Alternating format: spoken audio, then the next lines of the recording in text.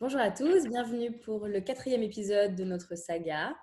J'ai le plaisir d'accueillir aujourd'hui Tatiana. Salut Tatiana, Bonjour Rebecca. merci beaucoup d'être avec nous aujourd'hui. Alors Tatiana, tu vas nous parler un petit peu de tes différents établissements. Donc d'un côté, il y a un hôtel à Paris et puis un restaurant à Montpellier. Tu vas nous raconter un petit peu plus ce que vous faites chez Mando Hospitality. Merci de m'accueillir et de m'inviter. Donc, je m'appelle Tatiana Halimi. J'ai gradué à l'école hôtelière en 2012. J'ai fait un parcours plutôt autour de l'événementiel. Et en 2014, on a commencé un peu un rêve familial où nous avons repris en gestion et en direction un établissement à Aix-en-Provence. Et c'est comme ça que j'ai été amenée à découvrir, on va dire, un peu plus en détail l'hôtellerie et travailler justement en famille, qui nous a amenés à créer la société Mando en 2019 précisément. Et avec Mando, nous avons repris en gestion un hôtel à Paris, l'hôtel Louvre-Richelieu. Et en décembre 2019, nous avons repris en gestion le Café de la Panacée. Donc, c'est un café, bar, restaurant à Montpellier. Ok, merci beaucoup, super. Alors aujourd'hui, ce qui nous intéresse, c'est vraiment de comprendre comment vos établissements dans Mando Hospitality ont vécu la crise. Si tu peux nous parler un petit peu de l'avant, du pendant et puis de l'après. Donc on va séquencer comme ça si ça te va. Donc dans un premier temps, est-ce que tu peux nous raconter comment tu as géré le début de la crise? Est-ce que vous vous y attendiez? Et puis qu'as-tu mis en place pour limiter la casse en amont? Alors, c'est vrai qu'on s'y attendait vraiment pas, hein, comme la plupart, je crois, dans ce métier. On doit admettre que oui, on écoutait les médias, mais on prenait pas ça très sérieusement. C'est vrai qu'on avait des confrères en Asie, on écoutait un peu ce qui se passait ailleurs. On pensait pas que ça allait impacter si fortement, en tout cas, le monde entier aujourd'hui. On avait, on va dire, en plus, donc on vient de récupérer l'hôtel à Paris. On avait prévu des travaux au mois de février. Donc, il faut savoir qu'à Paris, il y a une saison un tout petit peu creuse qui est en janvier-février. Donc, on avait prévu de fermer justement l'hôtel pendant un mois déjà pendant cette période et ouvrir juste avant la Fashion Week, qui est, on va dire, le pic du mois de février. Donc, on avait en plus démarré et fini les travaux à temps pour ouvrir l'établissement au mois de février pour la Fashion Week, qui a été une semaine correcte, même s'il y avait déjà quand même la pandémie. Mais par contre, après la Fashion Week, c'est vrai qu'on a eu déjà une période très creuse. On pensait que ça allait passer assez vite et finalement, on s'est vite rendu compte que ça n'allait pas être le cas. Il est évident que malheureusement, on aurait peut-être dû prévoir les travaux différemment. Mais ça, on ne peut pas prévoir l'avenir. Donc, c'est vrai qu'il y avait des petits détails, ajustements à faire. Donc, la première chose qu'on a fait, évidemment, c'est de fermer et d'envoyer les employés chez eux, malheureusement, parce qu'il y avait pratiquement, voire zéro réservation.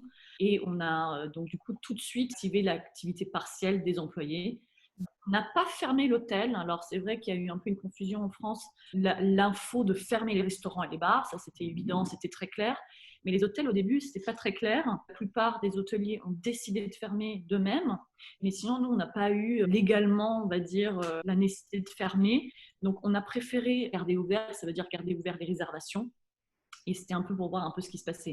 On a un peu géré day by day pour voir s'il y avait des réservations ou pas. Ça permettait aussi de voir un tout petit peu quel autre établissement est resté ouvert dans notre quartier. On est dans le premier arrondissement, donc c'est un quartier, c'est vrai, très touristique. Notre hôtel, d'ailleurs, est majoritairement touristique. Donc c'est vrai que la clientèle asiatique, c'est une des premières qu'on a perdues. Comme la pandémie a commencé là-bas. Et donc après, on a perdu tout le reste. Mais on voulait quand même garder ouvert les réservations pour voir un peu ce qui se passait. L'avantage de notre établissement, c'est vrai que, et c'est un avantage d'ailleurs que je pense aujourd'hui qu'on va voir de plus en plus, c'est qu'on a la possibilité, bon c'est un petit établissement, on n'a 15 chambres actuellement, on a la possibilité d'ouvrir la porte à distance.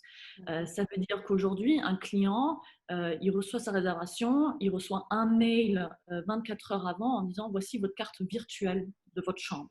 Ça ouvre la porte d'entrée et ça ouvre la porte de la chambre. Donc, c'est vrai qu'on n'a plus besoin des cartes magnétiques pour accéder aux chambres.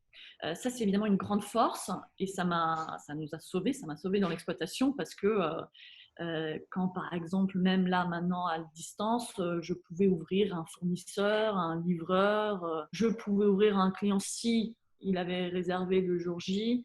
Donc c'est des petites techniques qui nous facilitent énormément la vie pendant cette période. Vous avez décidé de mettre en place ces cartes virtuelles à cause du Covid ou alors vous l'aviez anticipé et puis... C'est quelque chose qu'on a voulu mettre en place et tester avant.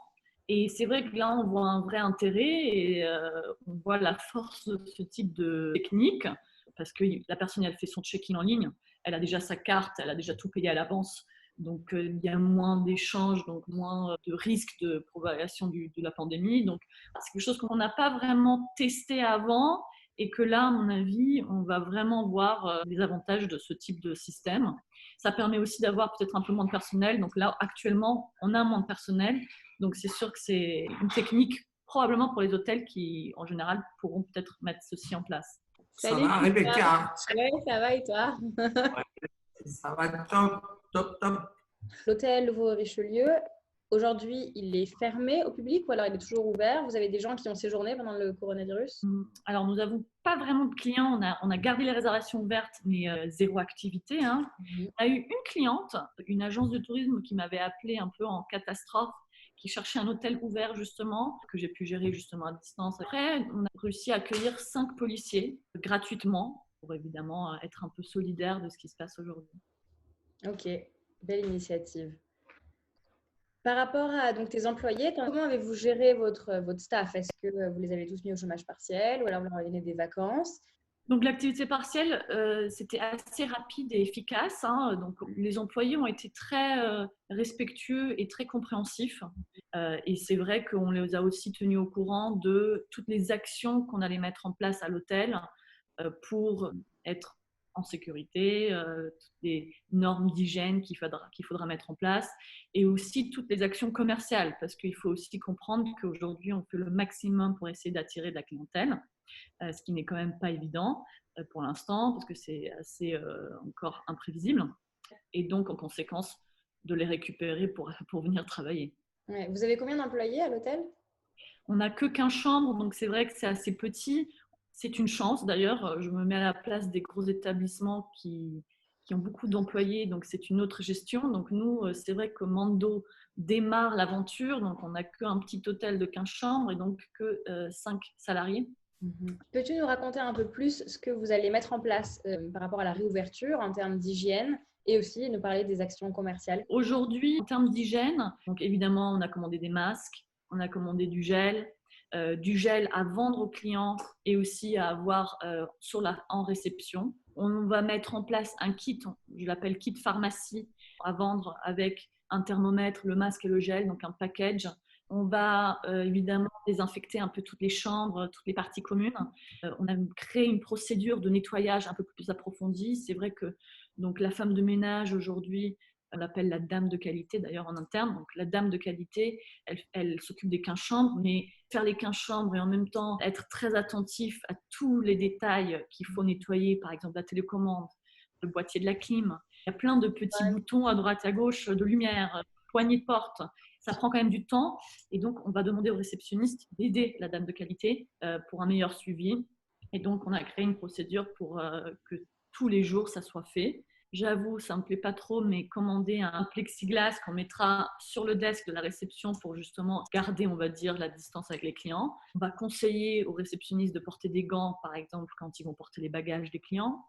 Et c'est vrai que c'est un peu paradoxal parce que jusqu'à présent, l'hôtellerie, c'était vraiment le lieu de la proximité, de l'accueil, de la chaleur. Et là, aujourd'hui, toutes ces normes qu'on met en place, ça va un petit peu à l'encontre de... je crois que le motto de Mando, c'est on va mettre l'humain au centre. Et puis, créer du lien social. voilà. Donc... Ça va un peu au contraire, mais je suis convaincue que dès qu'on va pouvoir retourner dans un resto ou un bar, ça va être rempli. Alors, il faudra s'habituer à ces gestes barrières, mais je suis sûre que ça va retourner à la normalité, même plus fort que jamais. Je crois que justement, le lien social va devenir encore plus fort. Et après, bon, sourire, c'est pas que le sourire, mais c'est aussi les yeux. Et donc, évidemment, on va devoir être encore plus attentif, soigner encore plus les clients pour rendre leur séjour un peu plus agréable, c'est sûr. Ouais. créer du lien social un peu différemment de ce qu'on avait vu jusqu'alors, hein, réfléchir un petit peu à d'autres façons Oui, être encore plus dans le personnel, plus conseiller les clients. Tu nous as parlé brièvement des actions plutôt sanitaires pour protéger l'hygiène de tes employés et de tes clients. Maintenant, est-ce que tu peux nous en dire un peu plus sur les actions commerciales que vous allez mettre en place? Alors, la première chose, c'est de rassurer les clients qui ont déjà réservé. Donc, il y a eu plusieurs mailings envoyés pour les rassurer. Un mailing aussi pour bien préciser que maintenant, nos conditions tarifaires sont flexibles. C'est vrai que maintenant, les gens réservent de moins en moins des tarifs non remboursables. On a aussi affiché les tarifs déjà en 2021. Ça veut dire que normalement, les tarifs de l'année suivantes sont établies au mois de septembre, octobre de l'année d'avant. Là, on a déjà ouvert les réservations 2021. On a mis en place évidemment des offres aussi, plutôt des offres à soit des longs séjours, soit à J-30, J-60, donc des personnes qui veulent réserver à l'avance. Maintenant, en court terme, cet été, il n'y aura que des voyageurs domestiques et affaires. Donc, on essaye d'attirer le plus cette clientèle entreprise. On a mis d'ailleurs en place des campagnes Google pour justement attirer ce type de clientèle et pour avoir un peu notre stabilité aussi un peu à l'avance comparé à maintenant où c'est très très incertain. On a aussi mis à jour le site internet. On a bien indiqué qu'on était aussi en normes d'hygiène et de sécurité. Ok, merci beaucoup. Est-ce que, avant de nous parler un petit peu de la reprise, tu peux nous en dire un peu plus sur le Café de la Panacée? Parce que donc là, tu nous as parlé du côté hôtellerie de Mando Hospitality. Est-ce que tu peux nous parler plus du côté restauration? Donc, le Café de la Panacée, c'est un espace qui peut accueillir environ 300 personnes. Donc, c'est vrai que là, cet été, ça va être un peu compliqué. Le Café de la Panacée est dans un musée. Puis, dès que le musée a été fermé, nous aussi, du coup, en conséquence, ils ont été très compréhensifs par rapport au loyer, par exemple, où du coup, on ne paye pas de loyer, on n'a que les salariés aujourd'hui et le peu stock qu'on a. Donc, c'est vrai qu'on a eu beaucoup de chance. On a le déjeuner à midi où là, il faudra séparer les tables. Ce qui est plus difficile à gérer, ça va être le soir, où normalement, on accueille justement beaucoup de monde, parce qu'on a un patio extérieur qui est très grand et qui attire beaucoup de monde, heureusement. Et là, ça sera beaucoup plus difficile à gérer le nombre de gens qui vont rentrer le soir. Probablement, on va prendre la décision, mais peut-être les soirées DJ ne seront plus possibles. C'est un lieu, on propose par contre des menus hebdomadaires, donc c'est vrai qu'en termes de stock, on a de la chance aussi de ne pas avoir un énorme stock sur place. On a été en lien avec Montaner, par exemple, notre fournisseur, qui nous a donné des conseils de comment conserver les fûts de bière. Je dois dire que Mando s'en sort plutôt bien par rapport à la crise. Alors justement, par rapport à la reprise, est-ce que vous avez apporté des modifications à votre business model, aussi bien dans l'hôtel que dans le restaurant? Peut-être que c'est plus facile de modifier le business model d'un restaurant que d'un hôtel. Pour l'instant, on n'a pas vraiment changé de business model. Donc, pour le Café de la Panacée, c'est vrai qu'on pourrait imaginer de mettre en place des livraisons. Et nous avons choisi de ne pas le faire parce que c'est vrai que c'est quand même une autre gestion. Il faut avoir un stock en place aussi pour livrer des boîtes de livraison. On n'allait pas commencer à commander des boîtes de livraison si après la livraison ne marchait pas. Il fallait quand même avoir du personnel pour faire les livraisons, enfin, en tout cas pour préparer la nourriture. Donc, c'est vrai que nous n'avons pas choisi de faire ceci. On conserve un peu notre cœur de métier. Et pour l'hôtel, on change un tout petit peu quand même, on va dire, parce qu'on attire beaucoup plus, enfin en tout cas, on va essayer d'attirer beaucoup plus de domestiques. On peut dire qu'on change un tout petit peu notre business plan. Et bon, le métier en lui-même reste le même. Mais c'est vrai que, par exemple, ce qui va changer un tout petit peu, c'est la façon qu'on va gérer le check-in, le check-out, rendre automatique, on va dire, un peu la procédure. Et on a mis un partenariat en place avec une épicerie pour, si le client il souhaite, surtout que là maintenant, il n'y a encore pas de restaurant ouvert, si le client il souhaite commander un plat dans la chambre, on a un partenariat avec cette épicerie Pastavino.